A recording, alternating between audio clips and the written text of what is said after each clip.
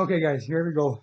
So I'm going to be just giving out some information, some true fact, and a little bit of my opinion.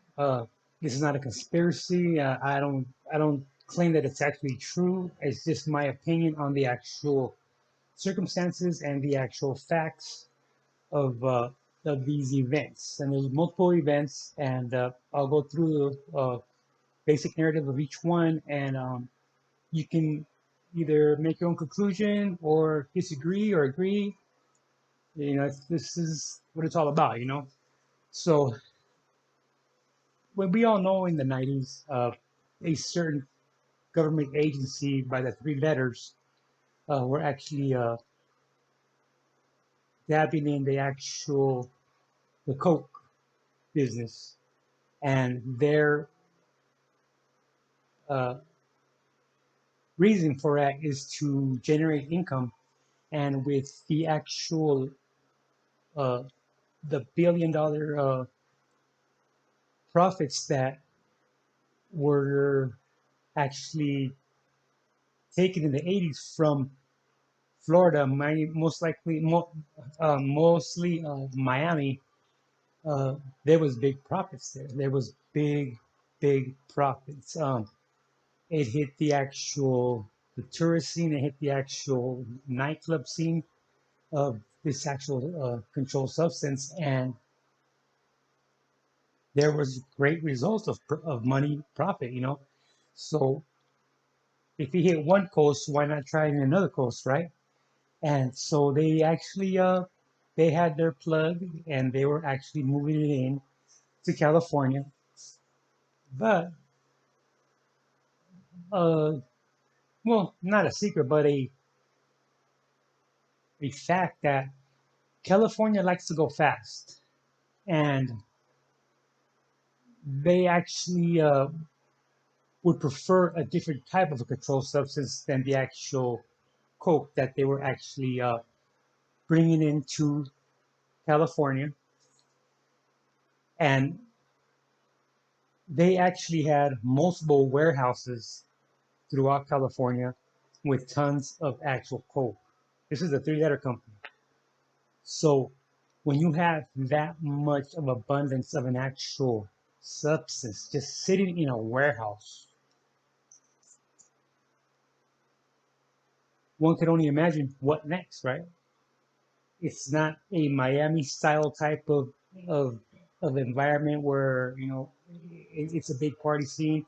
Yeah, you can party in California, and there are some beaches that are actually you know that type of environment, but to actually compare it to a Key West, a Miami, uh, all them big beaches out in Florida, you actually cannot compare them to the party scene on the West Coast to the East Coast.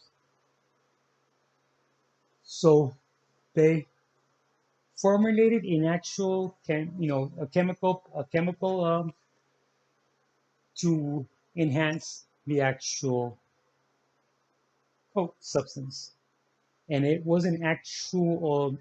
You could actually detect it in the actual coke after it was created into a rock, and so they can actually trace that chemical to the three-letter company. So therefore, they were the actual ones who were distributing it mostly in LA and Oakland, and in the ghetto parts of the actual California. Uh, so it could actually be more addictive to its users. And I'm gonna tell you right now that actually created havoc. That actually created a perfect storm for moms, daughters, sons, dads, grandpas, grandmas to just lose everything for that rock. I mean, there were numerous, numerous allegations against the three-letter company, from politicians to law enforcement, including the big one, the big gangster, the LA sheriffs. I think they had either three or four actual ties, actual evidence tying the three-letter company to the distribution of this actual rock. So when I tell you rock, it's already cooked. It's already cooked. It's actually manipulated into a different form of coke that's highly more addictive, highly more. Just ruining communities, ruining anything it touched, it ruined.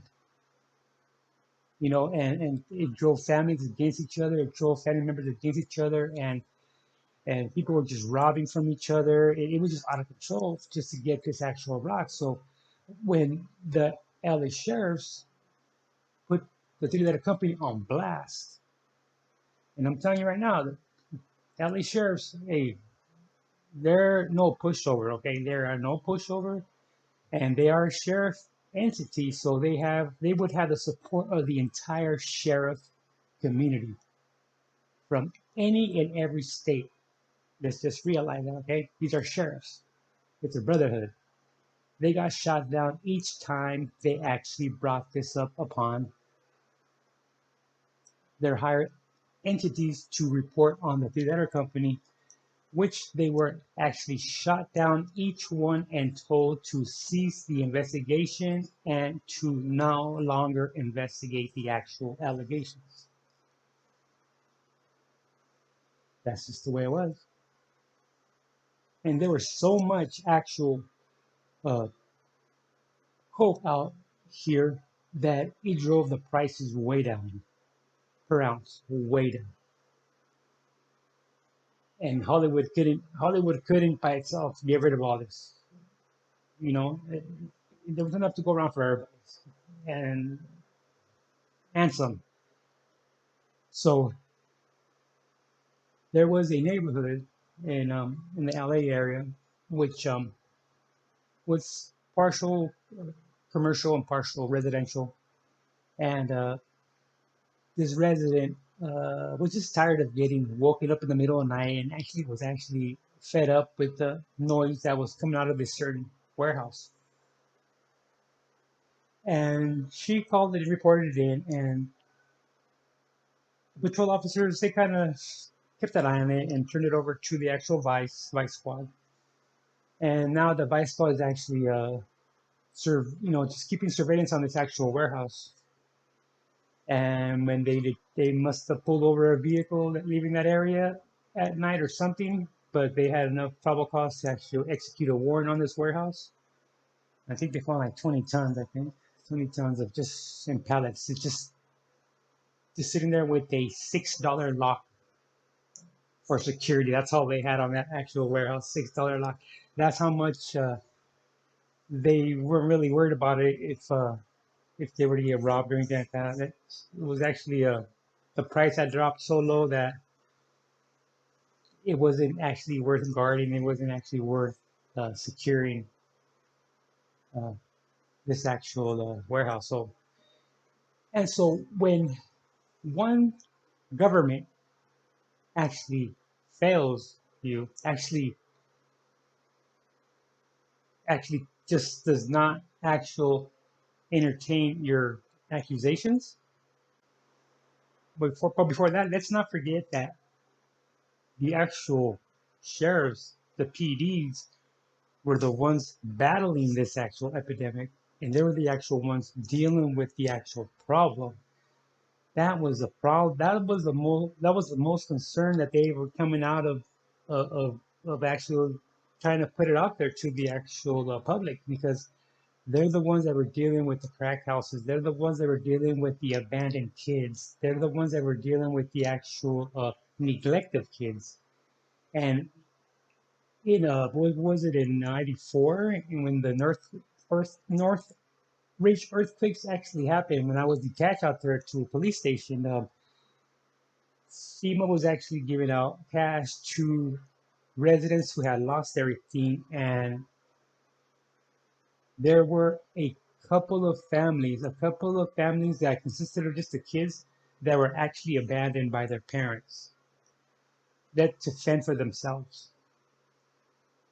And so when you see these group of siblings walk through the front door and somebody giving you the insight of probably what happened and ended up happening, it was true what they told me.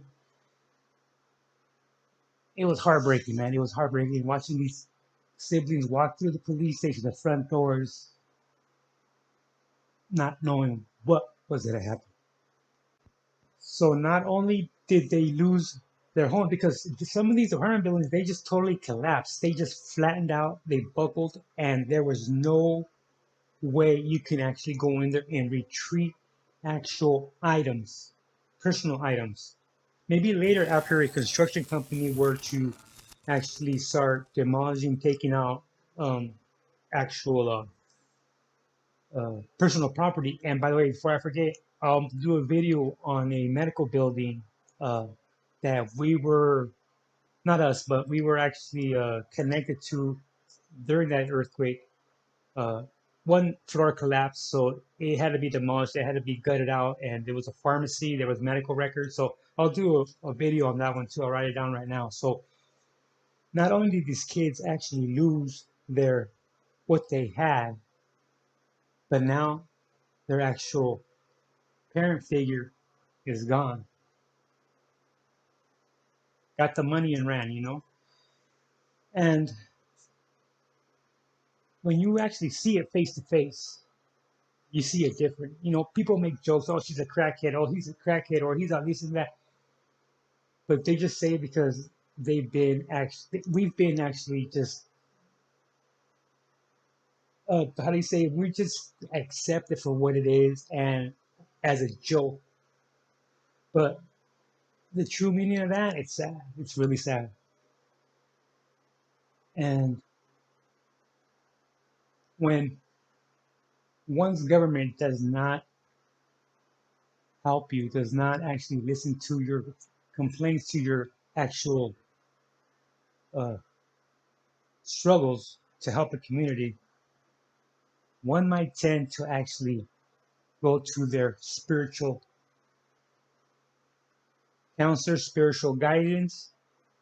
So therefore, one might go to a priest, a bishop, a preacher for help, along with proof, along with paperwork showing the connection of this three-letter company to this pandemic, to this actual disease, to this actual disease in the community, And this is just my opinion. This is just my thoughts of actually how certain things were explained to me, to us actually, and from multiple resources, including Mexican resources. When the actual that cardinal was actually gunned down at the airport, we the people who actually did it admitted to it. There's actually logistics tying this actual group to this actual assassination. Everybody agrees to it, but what is kind of vague, kind of on the gray area, is there's too many logistics for this to happen. There should have been something to have caught this, to say abort the mission, this is not it, and separate it. And they're not going to choose any street gang member to pull off this type of operation. Okay, you can be handpicked because you're going to be flown there, you're going to be lodged, you're going to be fed, and you're going to be giving the actual weapons. So let's not kid ourselves. They didn't just go pick any of certain gang members to go do this actual type of operations. Okay, so my thought is there's paperwork missing from the actual Cardinals vehicle, and his life's taken. And I truly believe that these actual documents were on their way to actual Italy for